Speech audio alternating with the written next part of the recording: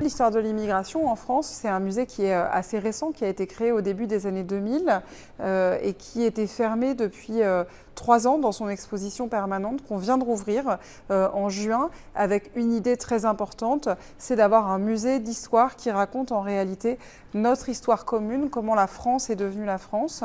La France, c'est un pays dans lequel aujourd'hui, une personne sur 3 est soit immigrée, soit enfant ou petit-enfant d'immigrés. Et depuis plusieurs siècles, c'est un pays qui s'est construit avec les immigrations et c'est cette histoire-là que le musée veut raconter. Comme un musée, donc avec une exposition, avec des œuvres, avec des données scientifiques, avec une histoire et avec des documents.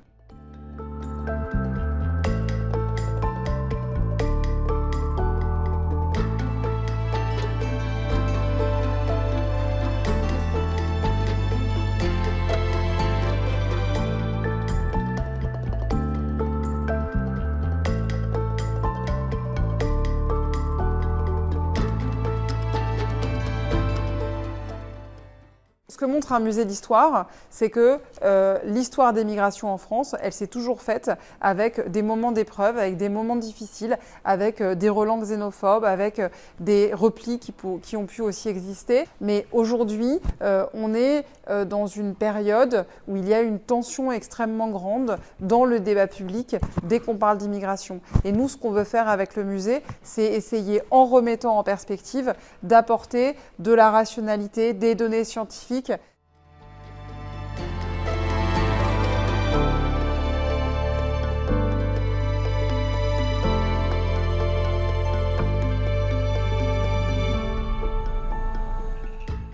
Le Musée national d'histoire de l'immigration, il repose sur 3 piliers.